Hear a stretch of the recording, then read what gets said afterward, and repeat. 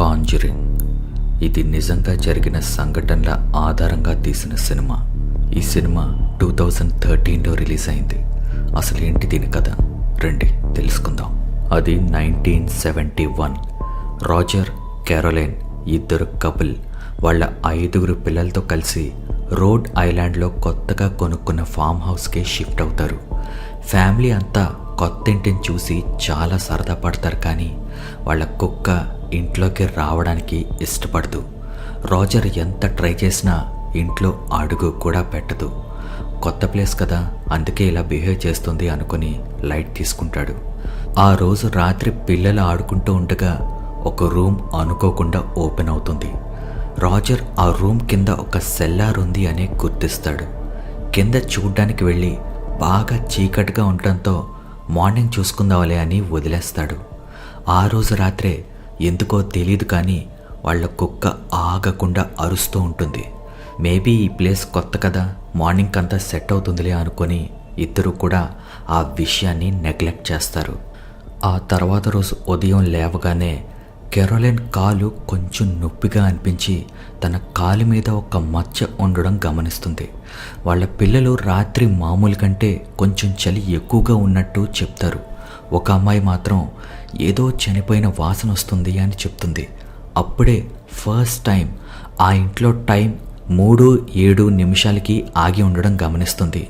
కిచెన్లో కూడా మళ్ళీ ఇలాగే క్లాక్ 3:07 AM ఆగి ఉండడం గమనించి వాళ్ళ హస్బెండ్ రాజర్కి ఈ మ్యాటరే చెప్తుంది. అతను ఆ విషయాన్ని అంతగా పట్టించుకోడు.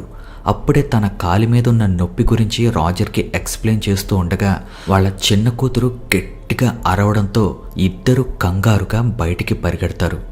చూస్తే వాళ్ళ కుక్క చనిపోయి ఉంటుంది. ఆ నెక్స్ట్ సీన్ డెమోనాలజిస్ట్ ఎడ్ వారెన్ తన ఇంట్లో ఒక రూములో ఉన్న కలెక్షన్ని ఒక ప్రెస్ రిపోర్టర్కి చూపిస్తూ ఉంటాడు.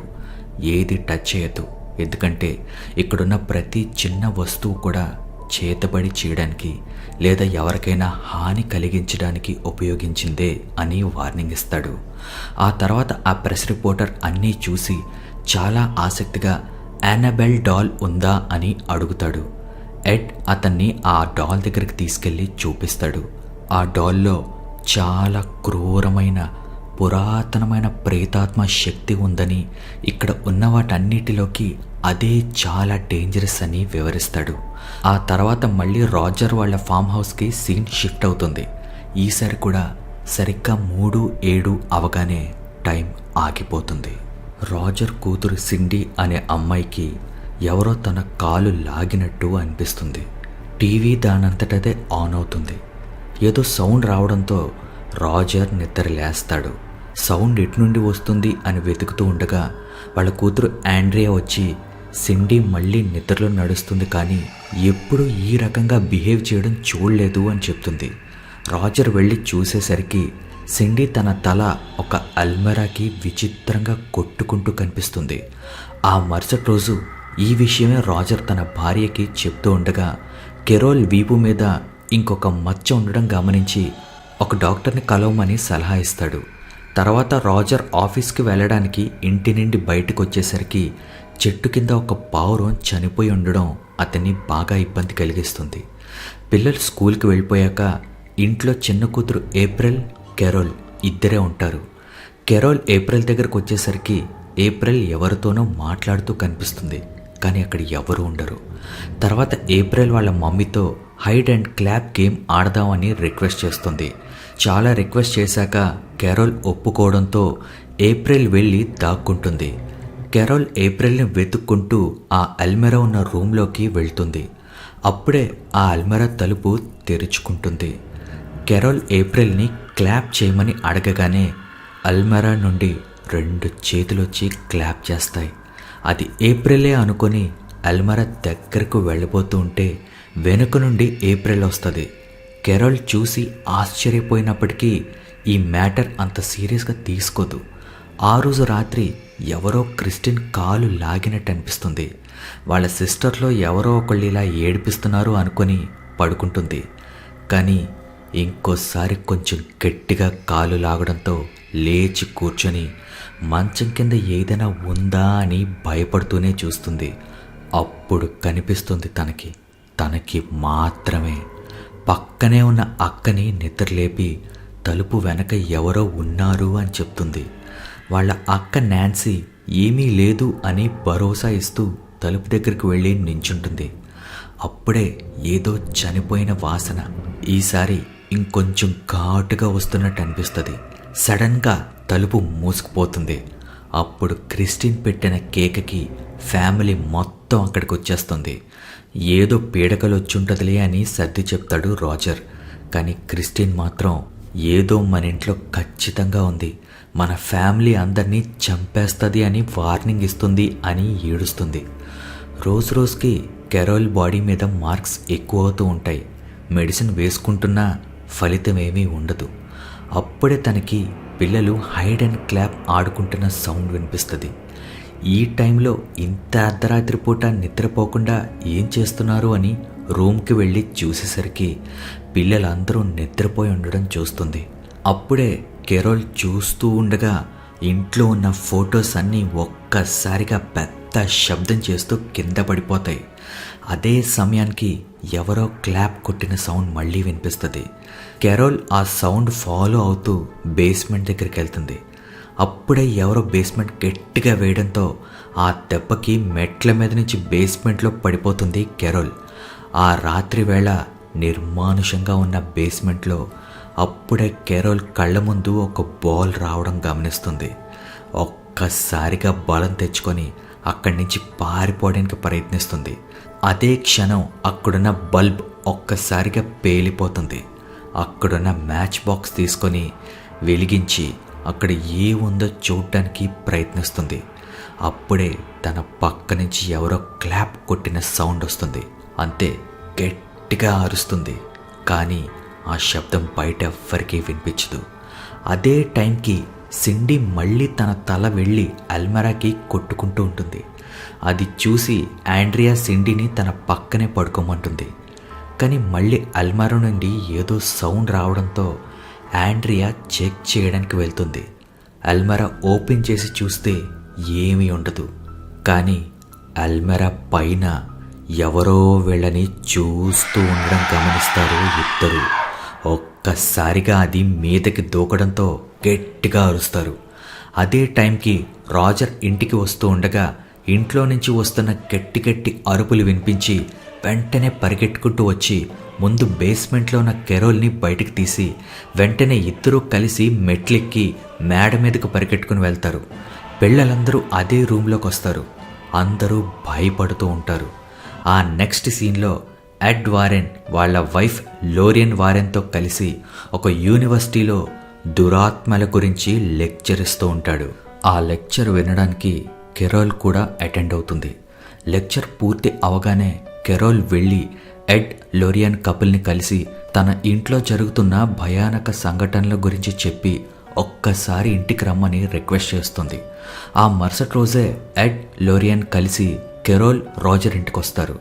ఇంట్లో వస్తున్న బ్యాడ్ స్మెల్ గురించి, సౌండ్స్ గురించి, అలాగే బయట చనిపోయిన వాటి గురించి వివరిస్తూ దాంతోపాటు ఇంట్లో అన్ని వాచెస్ కూడా సరిగ్గా 3 గంటల 7 నిమిషాలకి ఆగిపోతున్నాయని చెప్తారు. ఇదంతా విన్నాక ఎడ్ చెప్తాడు, ఇంట్లో బ్యాడ్ స్మెల్ వస్తుంది అంటే అది ఖచ్చితంగా ఏదో ఈవిల్ స్పిరిట్ ఇంట్లో ఉంది అని అర్థం అంటాడు. కింద బేస్మెంట్లోకి వెళ్ళిన లోరియన్కి ఇక్కడేదో చాలా దారుణమైన భయంకరమైన సంఘటన జరిగింది అని ఎడ్కి చెప్తుంది. వెంటనే ఎడ్ కెరోల్ రాజర్ని అసలు జరిగిందంతా ఫస్ట్ నుంచి క్లియర్గా చెప్పమని వాళ్ళ మాటలు రికార్డ్ చేస్తాడు. అదే సమయానికి లోరియన్ ఏప్రిల్ని నువ్వు ఎవరితో మాట్లాడుతుంటావు, ఎవరు నీ ఫ్రెండ్ అని అడుగుతుంది. అప్పుడు ఏప్రిల్ ఆ బాబు పేరు రోరీ అని చెప్పి తనకి దొరికిన మ్యూజిక్ టాయ్లో రోరీ ఉంటాడు అని చూపిస్తుంది. లోరియన్ ఆ టాయ్ చూడగానే అందులో ఒక బాబు కనిపిస్తాడు. వెంటనే ఆ బొమ్మ దొరికిన ప్లేస్కి వెళ్ళి చూస్తుంది. అప్పుడే లోరియన్కి తన విజన్లో ఒక దురాత్మ కాళ్ళు కనిపిస్తాయి. ఆ తర్వాత ఎడ్ లోరియన్ రాజర్ కెరోల్తో ఇంట్లో ఒక ఎగ్జోసిజం జరగాలి అని చెప్తారు. అప్పుడు కెరోల్ మేము హౌస్ ఖాళీ చేసి వెళ్ళిపోతే సరిపోతుంది కదా అంటుంది. అప్పుడు లోరియన్ క్లియర్గా చెప్తుంది, మీరు ఎక్కడికి వెళ్ళినా ఉపయోగం ఉండదు, నిజానికి తాను ఇంటి డోర్ నుంచి లోపలికి రాగానే మీ వెనుక నాకు ఒక దురాత్మ ఉండడం క్లియర్గా కనిపించింది. మీరు పిల్లల్ని పరిచయం చేస్తున్నప్పుడు కూడా అది మీ పిల్లల వెనకే నించునుంది. నిజానికి ఆ ప్రేతాత్మ మీ ఫ్యామిలీకి లాక్ అయి ఉంది. నిజం చెప్పాలంటే ఈ ఇంట్లో చాలా దురాత్మలు ఉన్నాయి, కానీ ఒక్కటి చాలా ద్వేషంతో నిండి ఉన్న ప్రేతాత్మ ఉంది. నిజానికి అదే నన్ను భయపెడుతుంది అని చెప్తుంది. రోజర్ వెంటనే ఎక్సోసిజంకి ఒక పాస్టర్ని పిలవాలా అని అడుగుతాడు. ఎడ్ దానికి సమాధానంగా, ఒక పాస్టర్ని ఎక్సోసిజంకి పిలవాలంటే ముందు మనం ఇక్కడ ఒక ప్రేతాత్మ ఉంది అని ఎవిడెన్స్ చూపించాలి. దాన్ని చర్చ్ వాళ్ళు ఆథరైజ్ చేస్తేనే ఇంట్లో ఎక్సోసిజం జరుగుతుంది అని చెప్తాడు. ఎవిడెన్స్ కలెక్ట్ చేయడానికి మళ్ళీ ఇంటికి వస్తామని చెప్తాడు. ఆ రాత్రి ఇంటికి వెళ్ళి రికార్డ్ చేసిందంతా ప్లే చేసి ఎడ్, లోరియన్ వింటారు. కానీ అందులో కెరోల్ వాయిస్ రికార్డ్ అవ్వదు. లోరియన్ ఆ ఇంటికి సంబంధించిన చరిత్ర ఎడ్కి చెప్తుంది. ఆ ఫామ్ హౌస్ 1863లో జడ్సన్ అనే అతను కట్టించాడు. అతనికి బెత్షెబా అనే భార్య ఉంది. వాళ్ళిద్దరికీ ఒక బాబు పుడతాడు. బాబు పుట్టిన 7వ రోజు బెత్షెబా బాబుని సాతానికి బలి ఇస్తూ ఉండగా ఆమె భర్తకి దొరికిపోతుంది. వెంటనే ఇంటి నుంచి బయటికి పరిగెట్టుకుంటూ వెళ్ళి ఆమె సాతానుపై తన భక్తి ప్రేమను గట్టిగా ప్రకటించి తన నేల మొత్తాన్ని శపించి ఈ నేల ఎవరు తీసుకున్నా శాపగ్రస్తులవుతారు అని చెప్పి ఆ చెట్టుకి ఉరివేసుకొని చనిపోతుంది.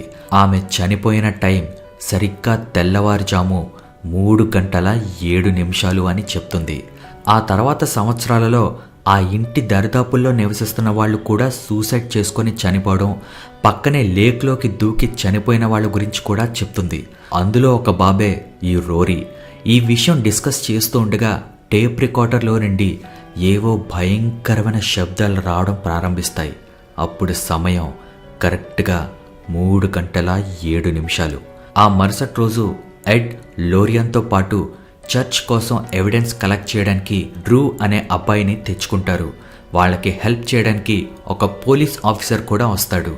ఇంటి లోపల, ఇంటి చుట్టూ వీడియో కెమెరాస్, సౌండ్ రికార్డర్స్ అన్నీ అమర్చి సిద్ధంగా ఉంటారు.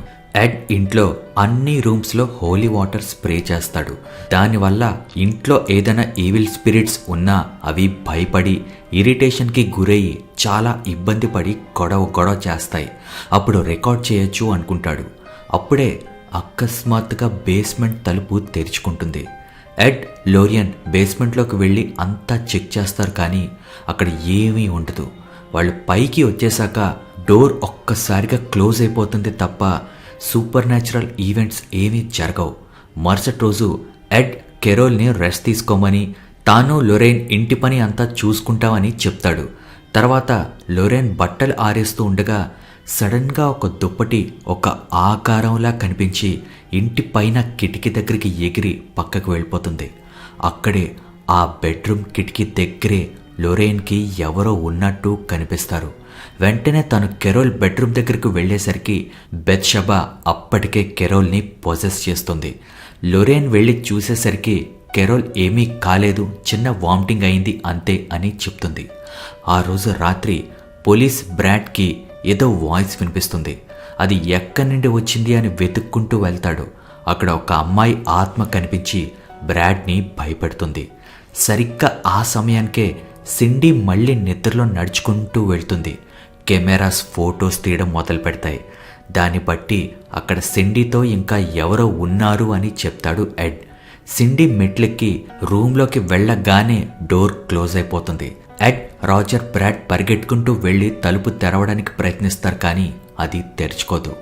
అప్పుడే ఆ రూమ్లో సౌండ్ రికార్డర్ వింటున్న లొరైన్, డ్రూ అక్కడ సిండీతో పాటు ఇంకా ఎవరో ఉన్నారని, ఆ వ్యక్తి సిండీని తనని ఫాలో అయ్యి ఒక చోట దాక్కోమన్నట్టు వింటారు.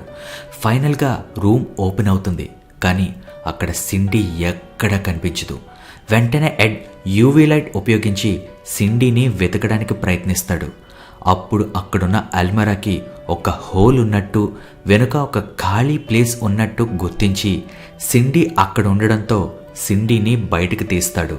పక్కనే ఉన్న ఏప్రిల్ లొరైన్తో చెప్తుంది రోరీకి భయం వేసినప్పుడల్లా అక్కడే దాక్కునేవాడు అని. వెంటనే లొరైన్ అల్మరాలో ఉన్న హోల్లోకి వెళ్తుంది. అక్కడ చిన్నపిల్లల టాయ్స్ ఉండడం గమనిస్తుంది. కాస్త కింద వెతికితే అక్కడ బెత్షెబా ఉరివేసుకొని చనిపోయిన తాడు కనిపిస్తుంది. ఆ క్షణం ఎవ్వరూ ఊహించని విధంగా ఒక చెక్క కింద విరగడం, అది గమనించుకునే లోపే లొరేన్ కిందకి జారి ఒక స్టోర్ రూమ్లో పడిపోవడం జరిగిపోతుంది. అక్కడే లొరేన్కి మ్యూజిక్ బాక్స్ అద్దంలో ఎవరో ఒక ఆవిడ ఏడుస్తూ కనిపిస్తుంది. ఆవిడ రోరీ తల్లని తాను జరిగిందంతా చెప్తుంది. ఒక్కసారిగా అక్కడ బెత్షెబా ప్రత్యక్షమయ్యి లొరేన్ని భయపెడుతుంది. లొరేన్ అక్కడి నుంచి బయటపడుతూ ఉండగా ఆ ప్రేతాత్మ లొరేన్ లాకెట్ పట్టుకొని వెనక్కి లాగుతుంది. ఆ లాకెట్ లొరేన్ కూతురు తనకి గిఫ్ట్గా ఇచ్చిన లాకెట్. అది అక్కడే ఉండిపోవడం గమనించని లొరేన్ బయటకు వచ్చేస్తుంది. రోరీ వాళ్ళ అమ్మని బెత్షెబా ఆవహించి రోరీని చంపేలా చేసింది అని, ఈ ప్రేతాత్మ మదర్స్ని మాత్రమే ఆవహించి పిల్లల్ని చంపుకునేలా చేస్తుంది అని చెప్తుంది. అదే బెత్షెబా ఇప్పుడు కెరోల్ని కూడా ఆవహించింది అని, తన శరీరం మీద పడుతున్న మార్క్స్ అందుకే ఉన్నాయి అని చెప్తూ ఉండగా పక్కన ఉన్న క్రాస్ ఒకటి కింద పడుతుంది. అకస్మాత్తుగా నాన్సీని ఎవరో జుట్టు పట్టుకుని పైకి లేపి అటు ఇటు లాక్కుంటూ వెళ్తారు. అందరూ ఆపడానికి ప్రయత్నిస్తారు కానీ విఫలం అవుతారు. వెంటనే లొరేన్ నాన్సీ జుట్టు కట్ చేయడంతో ఆ గందరగోళం ఆగుతుంది. అక్కడ రికార్డ్ అయిన ఫుటేజ్ అంతా తీసుకుని చర్చ్లో ఎవిడెన్స్గా చూపిస్తాను అంటాడు ఎడ్. ఈ లోపల లొరేన్కి తన కూతురు జూడీ వాయిస్ ఎక్కడి నుంచో వినపడుతుంది. అది ఫాలో అయి వెళ్తే జూడీ వాటర్లో లాకెట్ వేసుకుని ఉండడం కనిపిస్తుంది.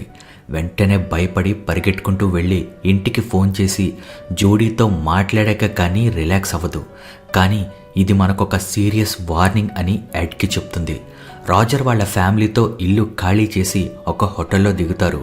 ఎడ్ లొరేన్ ఫాదర్ దగ్గరికి వెళ్ళి జరిగిందంతా ఎవిడెన్స్తో సహా చూపిస్తారు. కానీ ఫాదర్ నిస్సహాయంగా ఇందులో ఉన్న 2 రిస్క్స్ చెప్తాడు. మొదటిది, ఆ ఫ్యామిలీ బ్యాప్టైజ్ చేయబడలేదు. రెండవది, వాళ్ళు ఈ చర్చ్ మెంబర్స్ కూడా కాదు. దీనికి పర్మిషన్ వాటికన్ నుంచి రావాలి, దానికి టైం పడుతుంది అని చెప్తాడు. ఎడ్ లొరేన్ ఫాదర్ని అంత టైం లేదు అని రిక్వెస్ట్ చేయడంతో ఫాదర్ ఒప్పుకుంటాడు. ఆ రోజు రాత్రి లొరేన్ లాకెట్ ద్వారా లొరేన్ కూతురు జూడీ దగ్గరికి ప్రేతాత్మ చేరుకుంటుంది. అప్పుడే ఎవరో జూడీ కాళ్ళు లాగినట్టు అనిపిస్తుంది. ఒక్కసారిగా నిద్ర నుండి లేస్తుంది జూడీ. భయపడుతూ తన మదర్ ఫాదర్ని వెతుక్కుంటూ వాళ్ళ ఇంట్లో ఉన్న గోస్ట్ కలెక్షన్ రూమ్లోకి వెళ్తుంది. అక్కడ యానబెల్ డాల్ కనిపించకపోవడంతో భయపడి వెళ్ళిపోతూ ఉండగా అక్కడ వెనుక కుర్చీలో బెత్షెబా ఒళ్ళో యానబెల్ డాల్ పెట్టుకుని ఊగుతూ కనిపిస్తుంది. యానబెల్ డాల్ మెల్లిగా జూడీ వైపు తిరిగి చూడడంతో ఒక్కసారిగా గట్టిగా అరుస్తూ పరిగెడుతుంది. లక్కీగా అదే సమయానికి ఎడ్ లొరేన్ ఇంటికి వచ్చి వాళ్ళ కూతుర్ని సక్సెస్ఫుల్గా కాపాడుకోగలుగుతారు. ఎవరో యానబెల్ డాల్ ఒళ్ళో కూర్చోబెట్టుకొని కుర్చీలో ఊగుతున్నట్టు జూడీ చెప్తుంది. ఎడ్ వెంటనే వెళ్ళి చెక్ చేస్తాడు. కానీ యానబెల్ డాల్ అక్కడే లాక్ చేసి జాగ్రత్తగా ఉంటుంది. అప్పుడే కెరోల్ సిండీని ఏప్రిల్ని తీసుకొని కార్లో ఎక్కడికో చెప్పకుండా వెళ్ళిపోతూ ఉంటుంది. రాజర్కి ఈ విషయం తెలియగానే ఎడ్కి ఫోన్ చేసి చెప్తాడు. అప్పుడు లొరేన్ ఆ పిల్లల్ని చంపడానికే ఫామ్ హౌస్ ఇంటికి తీసుకెళ్తుందని చెప్పడంతో రాజర్ని అర్జెంటుగా ఫామ్ హౌస్ ఇంటికి వెళ్ళమని, తాను అక్కడికి బయలుదేరుతున్నాను, అక్కడ కలుస్తాను అని చెప్తాడు. వాళ్ళంతా ఆ ఇంటికి వెళ్ళేసరికి కెరోల్ సరిగ్గా క్రిస్టీని చంపబోతూ ఉండగా అక్కడికి చేరుకోవడంతో ఆ హత్యని ఆపగలుగుతారు. ఇది చూసి భయపడిపోయిన ఏప్రిల్ ఎక్కడికో వెళ్ళి దాక్కుంటుంది. వెంటనే కెరోల్ని ప్రీస్ట్ దగ్గరికి ఎక్సోసిజం చేయించడానికి తీసుకెళ్లడానికి సిద్ధం అవుతారు. కానీ ఈ లోపు ఏప్రిల్ అక్కడ కనిపించకపోవడంతో ఏప్రిల్ని వెతకడానికి డ్రూ వెళ్తాడు. సరిగ్గా కెరోల్ని బయటికి తీసుకెళ్తూ ఉంటే ఆమె శరీరం అంతా మండిపోతూ ఉంటుంది. లొరేన్ అది గమనించి కెరోల్ ఇంటి నుంచి బయటికి వస్తే ఆ ప్రేతాత్మ తనని చంపేస్తుంది అని చెప్తూ ఉండగా కెరోల్ ఎగిరి వెళ్ళి బేస్మెంట్లో పడిపోతుంది. రూమ్లో అందరూ కెరోల్ని ఆపడానికి ప్రయత్నిస్తారు కానీ ఎవ్వరూ కెరోల్ని కంట్రోల్ చేయలేకపోతారు. అప్పుడు లొరేన్ ఒక క్లాత్తో కెరోల్ని కప్పడంతో కొంచెం కంట్రోల్లోకి వస్తుంది. వెంటనే కెరోల్ని ఒక కుర్చీకి కట్టేస్తారు. ఇంకా టైం లేదు, అర్జెంటుగా ఇక్కడ ఎక్సోసిజం చెయ్యాలి అని కొంత వాగ్వివాదం తర్వాత ఎడ్ ఎక్సోసిజం చేయడానికి ఒప్పుకుంటాడు. ఎక్సోసిజం మొదలు పెట్టడంతో ప్రేతాత్మ బాగా డిస్టర్బ్ అయిపోయి తన ఫుల్ పవర్ ఉపయోగించి ఎక్సోసిజం జరగకుండా ఆపడానికి శత విధాలా ప్రయత్నిస్తుంది. ఆ ప్రాసెస్లోనే కుర్చీ పైకి లేచి తిరగబడి కింద పడిపోతుంది. ఆ దెబ్బకు కుర్చీ విరిగిపోయి కట్టేసిన తాళ్ళు కూడా తెగిపోతాయి. ఈ లోపులో ఏప్రిల్ ఎక్కడుందో కనపడింది అని డ్రూ అరవడంతో వెంటనే కెరోల్ ఏప్రిల్ని చంపడానికి అక్కడికి వెళ్ళిపోతుంది. ఎడ్ కూడా తన వెంటే వెళ్ళి, బెత్షెబా, దేవుడి శక్తి ముందు నీ శక్తి సరిపోదు. ఆ శక్తి కలిగిన దేవుడి నామంలో నిన్ను నరకంలోకి పంపిస్తున్నాను అని అరుస్తాడు. అదే సమయానికి లొరేన్ కెరోల్ తల మీద చేయి పెట్టి, ఈ ప్రేతాత్మని నువ్వు జయించగలవు అని తన ఫ్యామిలీ మెమరీస్ని గుర్తు చేయడంతో కెరోల్ గట్టిగా అరుస్తుంది. ఆ దెబ్బకి బెత్షెబా కెరోల్ని విడిచి వెళ్ళిపోతుంది. వెంటనే కెరోల్ బాడీ మీద ఉన్న మచ్చలు కూడా మాయమైపోవడంతో వాళ్ళ ఫ్యామిలీ మెంబర్స్ అందరూ కలుసుకుంటారు. దాంతో కథ ముగుస్తుంది.